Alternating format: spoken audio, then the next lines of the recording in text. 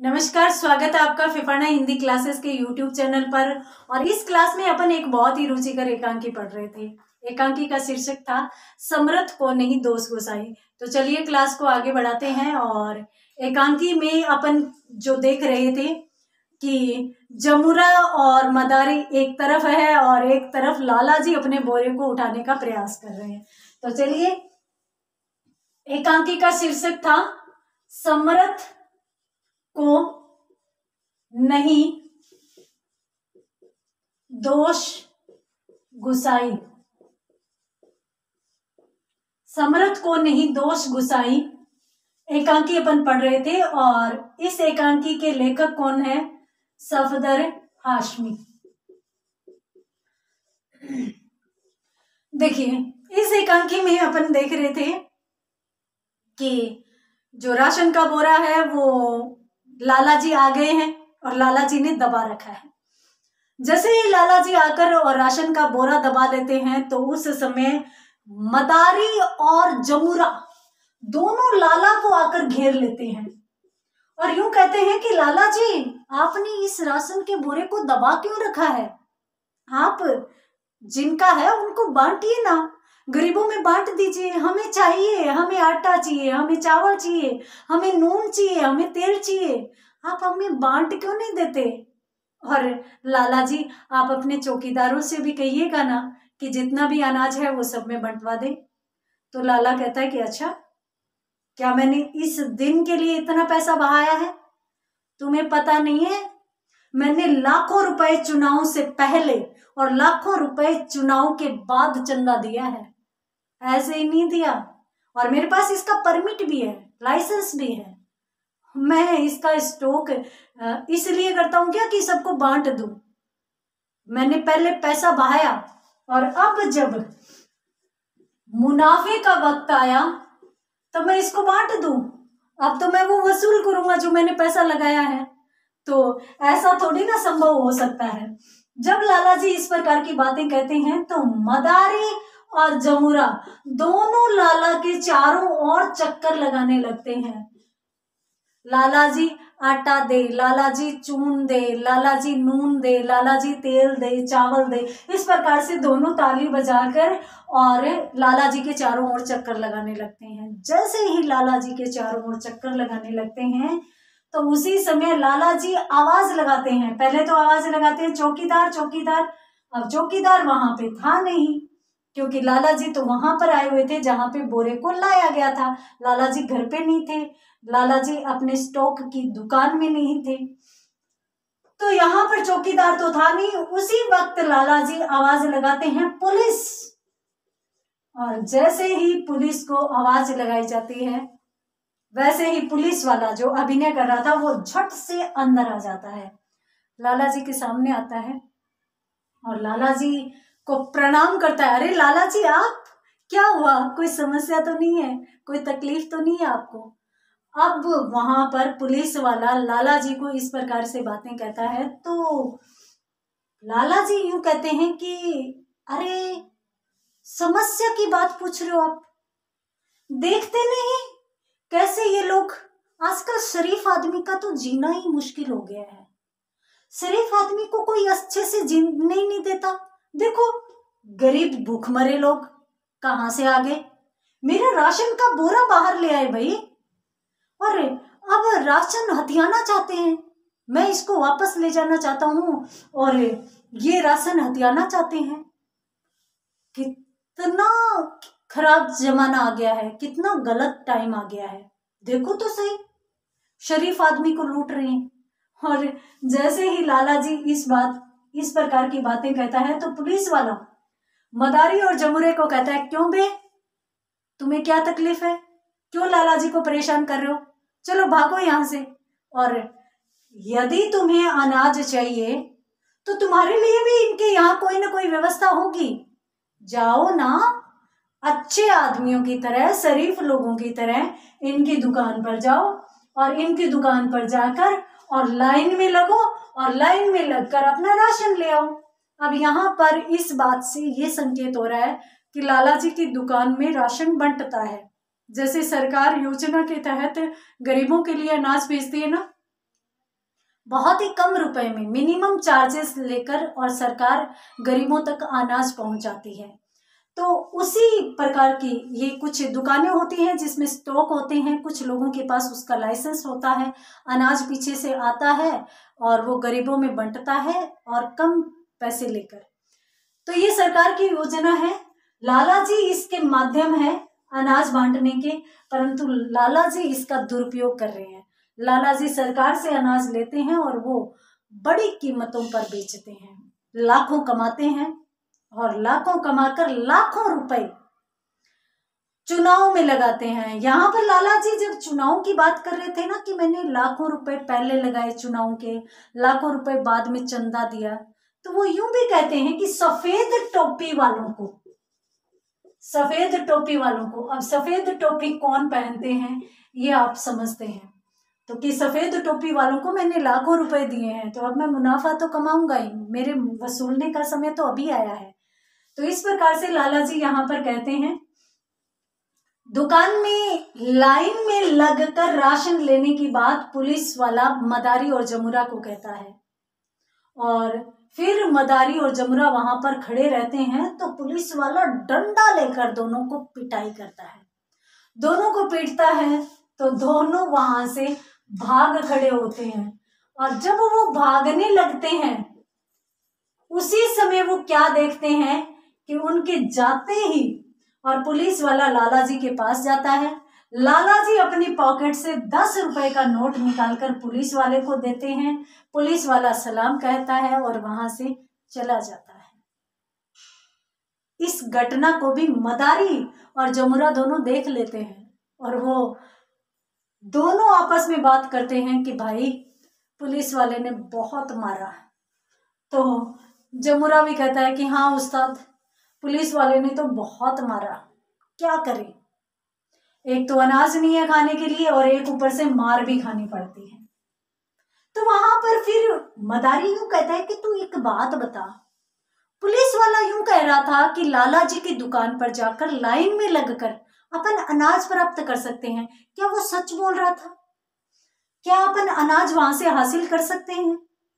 तो जमुरा कहता है कि उस्ताद, उसने लाला जी से 10 रुपए भी लिए थे। उसका मतलब ये है कि उसने जो भी बात कही थी वो लाला जी के पक्ष में इसलिए कही थी क्योंकि लाला जी से उसे पैसा मिला था।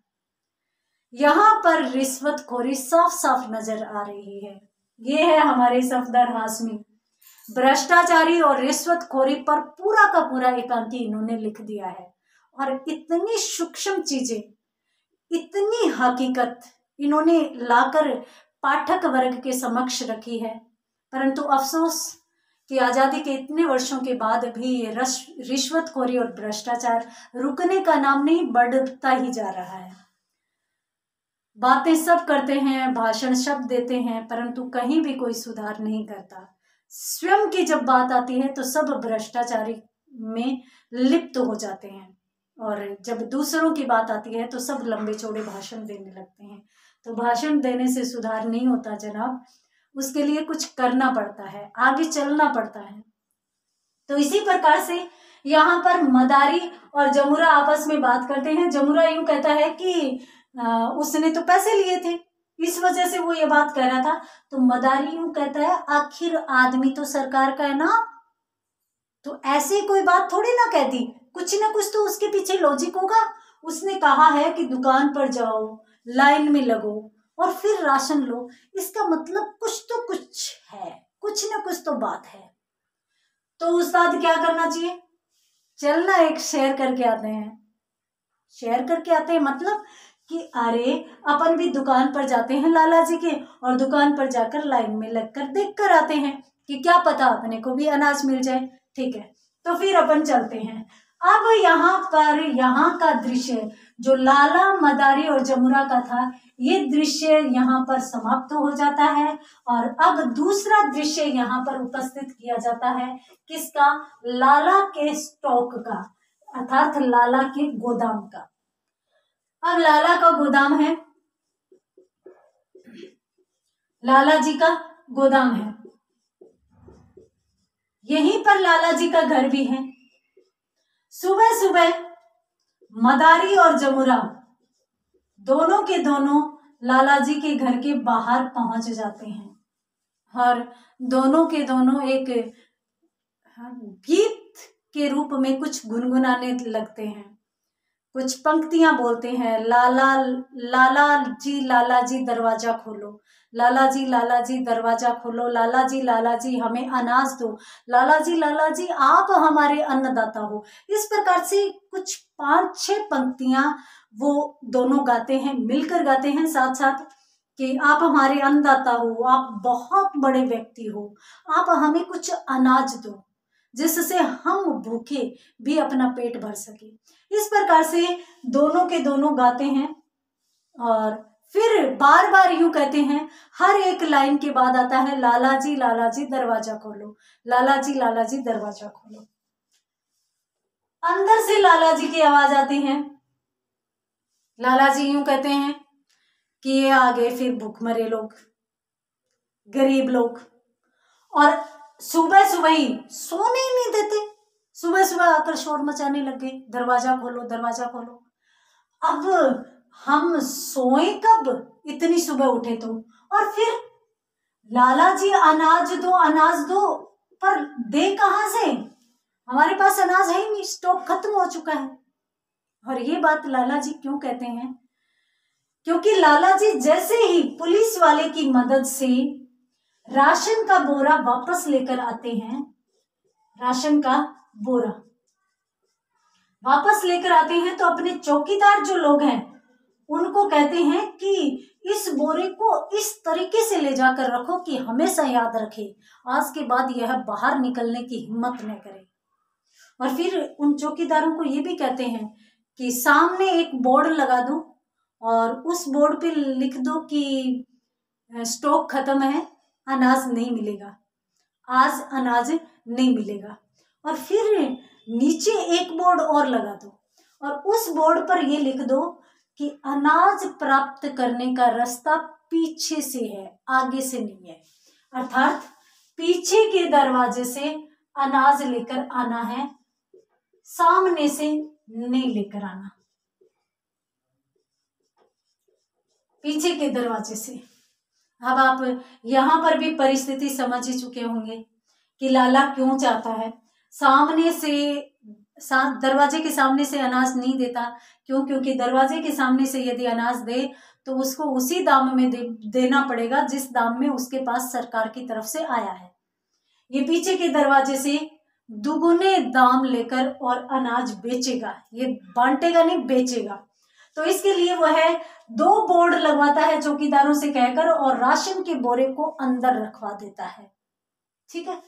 अब वहां पर जब बाहर बोर्ड लगा हुआ था कि भाई अनाज है ही नहीं, अनाज बंट चुका है, तो जब अनाज है ही नहीं तो लाला जी दे कहां से।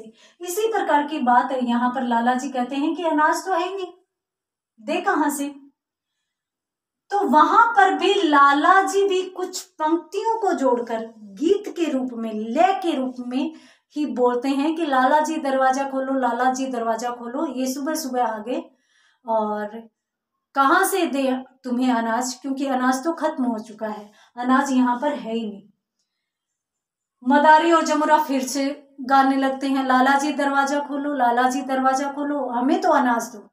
और फिर वो विनती करते हुए विनय पूर्वक बोलते हैं कि लाला जी हम तो आपके पुराने ग्राहक हैं, हम तो दोनों आपके पुराने ग्राहक हैं, हमें ऐसे वापस मत भेजो, हमें तो अनाज चाहिए, कुछ न कुछ अनाज जरूर दो, थोड़ा बहुत दे दो। अब जब मिन्नतें करते हैं और फिर मदारी और जमुरा ये कहते हैं कि हम तो आपके पुराने ग्राहक हैं, तो हमें तो कुछ ना कुछ दो। हालांकि मदारी और जमुरा जो है उनकी हकीकत अलग है, वो न तो एक जगह टिकते हैं, न उनके पास कोई राशन कार्ड है, तो फिर भी वो यूं कहते हैं कि हम आपके पुराने ग्राहक हैं, तो हमें कुछ दो। जैसे ही वो ये कहते हैं लाला जी की हकीकत बाहर आती है और लाला जी धीरे से आकर उनके पास कहते हैं कि देखो, यदि तुम पुराने ग्राहक हो तो तुम्हें तो मैं दे देता हूं धीरे से, 2-4 किलो अनाज पड़ा है, मैं तुम्हें तो दे देता हूँ धीरे से, परंतु याद रखना बाहर जाकर किसी से ये बात मत कहना कि अनाज पड़ा था, हमें दिया है। अगर तुम लोग बाहर जाकर कहोगे तो लंबी लाइन लग जाएगी, सोने भी नहीं देंगे, और यहां तक कि अनाज है ही नहीं तो देंगे कहां से। तो तुम्हें दे देता हूं, 2-4 किलो पड़ा है, और उसके अलावा यहाँ पर कोई अनाज नहीं है, मैं किसी और को नहीं दूंगा। जैसे ही मदारी और जमुरा को ये बात कही जाती है, मदारी और जमुरा दोनों खुशी से झूम उठते हैं, और खुशी से झूम उठकर और फिर नाचने लगते हैं, फिर गाने लगते हैं, और गाते गाते और फिर बाद में यूं कहते हैं कि लाला जी 5 किलो आटा, 5 किलो आटा, चीनी 2 किलो, और 1 लीटर मिट्टी का तेल,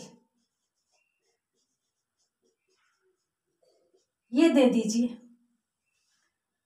1 लीटर मिट्टी का तेल, मिट्टी का तेल मतलब कैरोसिन, जो वो भी, ये भी पहले जब लाइट की इतनी व्यवस्था नहीं थी तो उस समय ये चिमनियाँ जलाई जाती थी, तो कैरोसिन से यूं है कि दीपक में भी डालकर और रोशनी की जाती थी। तो और स्टोव जो होते थे वो भी कैरोसिन से जलते थे, मिट्टी का तेल, तो जो सरकार की तरफ से आते थे। तो इन चीज़ों की डिमांड वो करते हैं, परंतु क्या लाला जी ये सारी की सारी चीज़ें उन्हें उपलब्ध करवा देते हैं, और यदि उपलब्ध करवाते हैं तो कितनी रेंज में, ये तो अगले क्लास में पता चलेगा। तो मिलते हैं अगली क्लास में, तब तक के लिए धन्यवाद।